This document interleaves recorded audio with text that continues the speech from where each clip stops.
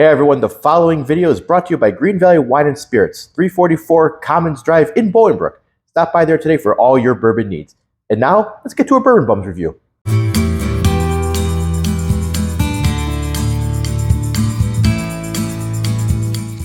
Welcome everyone back to a Bourbon Bums review. I'm here in the Bourbon Bums Cantina with the head bum in charge, Jason. And we got a special video for you guys. We're doing our 5 allocated releases from the big 5 distilleries. The 5 for 5. A 5 for 5 deal for you guys. They don't do that anymore though. I know. Inflation sucks now, so like you can't do a 5 for 5, but we're giving you a 5 for 5. So we're going to do Buffalo Trace, Wild Turkey, Michters, Heaven Hill, and Brown Foreman. So we're encompassing all of Brown Foreman into one. But I'm excited about it. Jason has some banger bottles. I've been able to grab a couple myself. But yeah, this is going to be a heavily allocated video. Yeah, so you might, the FOMO, the jealousy might be a little rampant right now, but that's okay. Like, you know, bourbon's meant to be shared, so just come on over and we'll and share. I would love to review readily available stuff all the time, but we got bills to pay, and the allocated videos, they do numbies. So we got to do one of these every once in a while. That's right. All right. So how do you want to kick it off? All right, let's start with our favorite distillery, Michters. Michters, our good friends at Michters. Yes, we love Michters. They always take care of us. I'll kick it off with one of my favorites. I just did a review on it. It's the Michters 10-year bourbon.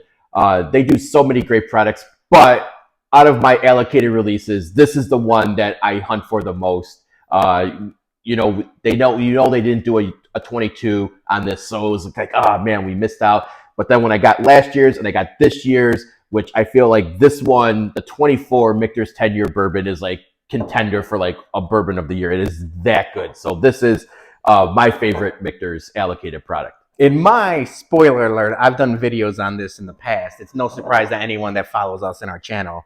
It's the Michters Toasted Barrel Rye. S'mores in a glass. It's I tell the story all the time. One of the reasons I got into whiskey. I love Michters does everything right, like the bourbon, the shanks, the Bombergers, the 10s. But I'm a huge fan of Michters Rye. It's not to be slept on. Super sweet. What we like to say is like a bourbon drinker's rye. You know, it's not too spicy and more of like the mellow rye.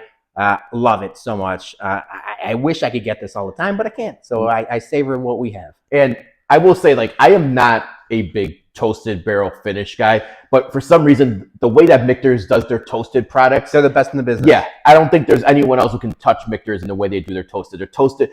Like, I wish I could get like the toasted bourbon more readily, because that's like a unicorn right there. If you ever see a toasted bourbon one, that's holy shit. But they didn't, for the toasted rye, they didn't do one the year before. So this is like the last year's 23 release. They didn't do one in 22. So yeah, this is great. I love everything Michters toasted. All right, what's next? All right, we're gonna do Heaven Hill next. All right, guys, you know my favorite Heaven Hill product is Parker's. I love them. I'll hunt Parker's. I'll even pay a little extra on secondary if I have to, if I can't get it for MSRP.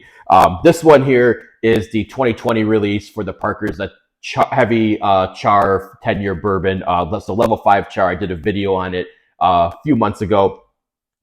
This one, 120 proof, but if you never had a level 5 char before, it's awesome. But like just the Parker's line itself, everything that comes out of with the Parker's like lineage is phenomenal, and that's always one that I'm hunting regardless, and I think it's their best one and they're allocated. Yeah, and I love all things Heaven Hill. I've talked about the Elijah Craig Barrel Proofs, which C923 was my whiskey of the year.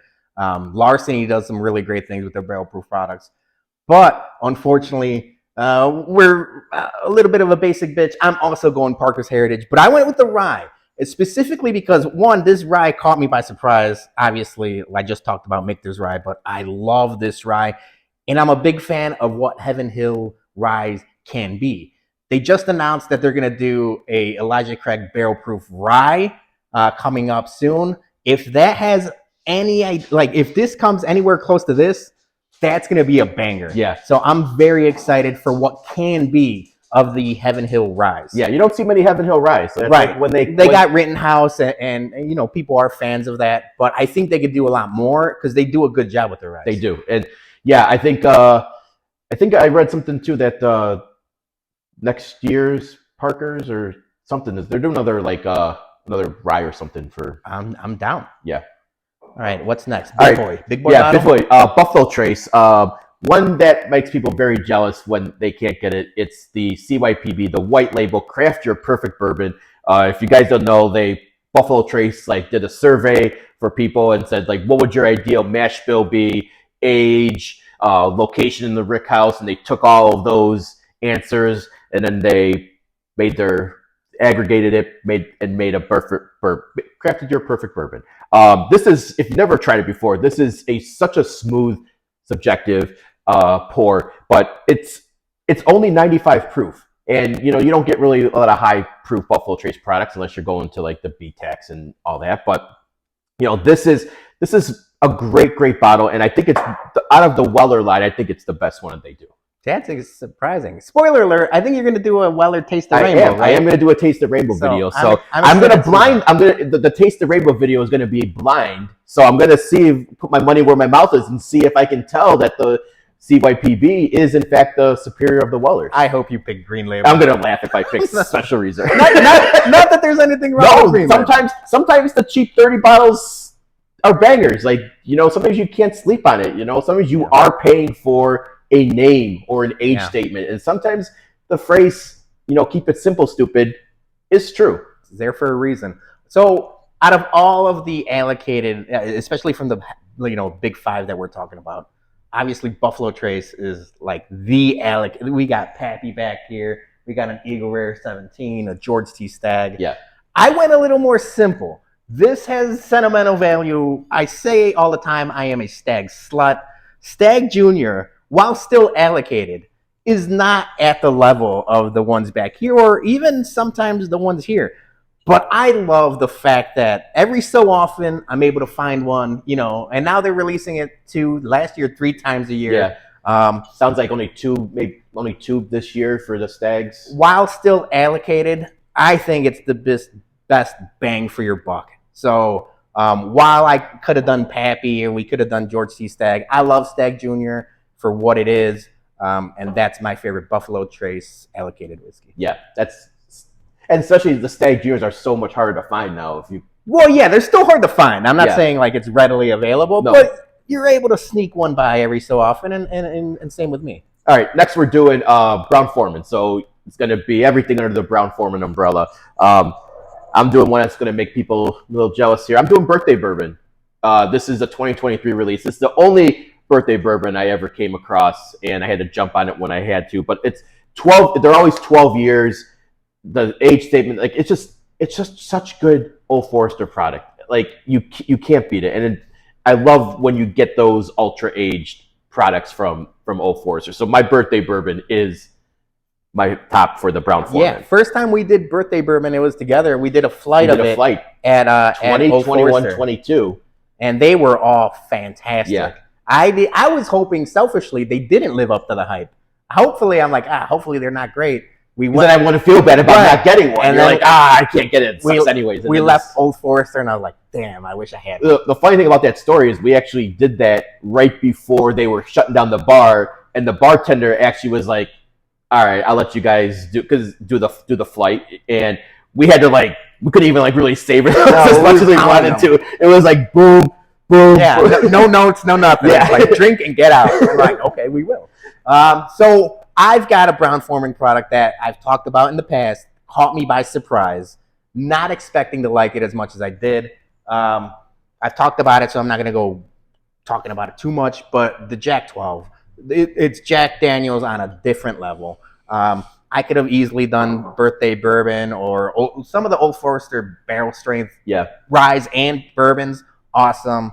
Woodford batch proof. Some of them are really good. Yep. But the fact that I'm doing a Jack Daniels product when I, for a long time, didn't give Jack Daniels the time of day. Neither. And this last week, I crushed a ton of Jack Daniels barrel strength rye. But this is still my favorite Brown-Forman product, and I know they're coming out with more. I think it's a 14 or 15 year too. I'm excited to see Yeah, how crazy that is. The Coy Hills obviously were also really good, but this was a banger. Yeah, I agree with you. Like I've never been a Jack guy. Like you do a Jack and Coke and it's fine for a mixer, but like for the longest time I was never like sipping on it straight. I always thought of it as a mixer bourbon, and then like I started seeing like the single barrels, and I was hesitant about those. I kind of slept on those for a while, and then when I finally saw the 12-year, I grabbed one. I was blown away by how great it was, and then I was like, okay, let me go back and try some of these other ones.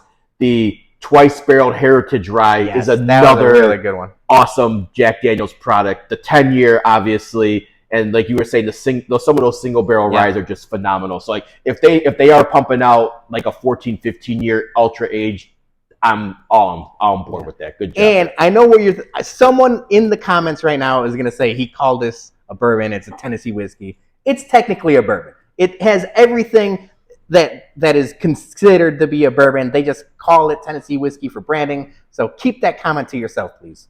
Yes. All right, last one. Wild Turkey. It's one that I've talked about numerous times. It's my favorite of wild turkeys. It's the Russell's 13. I hunt this one every year.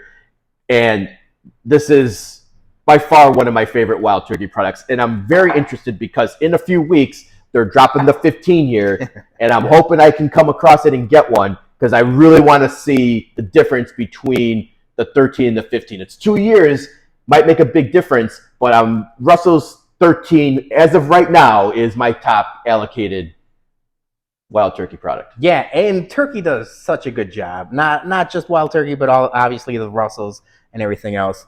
I wish I would have done like just a single barrel wild turkey Kentucky Spirit, or even just the standard Russell single barrels are awesome. But this is your bottle. The Wild Turkey Unforgotten. It's a blend of Kentucky bourbon and rye, finished in rye casks. I am a sucker for a good Boer rye. I love blending my own Boer rye, using a bunch of different ryes and bourbons. I feel like most companies stopped doing that. Wild Turkey, for the longest time, had a Boer rye on the market. They don't offer that anymore. Same thing with High West. High West Boer rye back in the day was lights out. And then now it's only distillery only, and they've tinkered with it a little. So this is my plea to not only Wild Turkey, but more companies. Give me more Boer rye. Well, Knob Creek just dropped the Boer rye too. Give me all of the Boer rye. I love them. I gotta be on the lookout now for the Knob Creek Boer rye because I'm very curious on what that's going to be, how that one's going to go now. So I consider myself an alchemist. I love mixing my own things, but if I could just get it on the shelf, I'd rather do that. So please give me more of this. More Boer ryes, yeah. Like you said, the High West Boer rye was one of my favorites, and that's back in the day. It's funny because like you had that bottle. And that was one of the first things I tried when I first got into bourbon, and that was just like, oh my god, like I want this more. And then it's no more only. Yeah. So now I gotta mix my own, and if you want and you're interested, I made a video way back in the day. It's still on our channel, blending Boer ryes, but I also bring them to our Whiskey at Comiskey tailgates. So if you are a White Sox fan and or a whiskey fan, check out our Twitter. Look at a schedule, come meet us. We bring bottles, we share bottles, we have food, and it's a good time. Yeah, and I will say for those watching, please in the comments for these 5 distilleries, drop what your favorite allocated releases. And if it's not allocated, just drop it anyways and let us know what your top 5 for Michters, Heaven Hill, Buffalo Trace, Brown Foreman, Wild Turkey. Leave it in the comments. Let us know what your favorites are, and hopefully we align and we have the same palates when it comes to bourbon. Yep. Thank you guys for watching. Please hit the like and subscribe, all of that fun stuff. Now I'm going to end this video and dive into these bottles, because if you notice, we're not drinking because we wanted to be coherent for this. Now I'm going to end the video and drink all of these. Cheers. Greene Valley Wine Spirits in Bolingbrook is the best family-owned liquor store in the southwest suburbs. Come check out their newly remodeled and expanded location for all your liquor needs. They have a great craft beer selection, an ever-expanding portfolio of tequila and bourbon, and a new wine rack showcasing some of the best wines around. And while you're there, stop at their newly added tasting bar, where you can sample some of their Bourbon Bump store picks before you buy. Head into Greene Valley Wine and Spirits, 344 Commons Drive, on the corner of Route 53 and I-55 in Bolingbrook, and tell them the Bump sent you.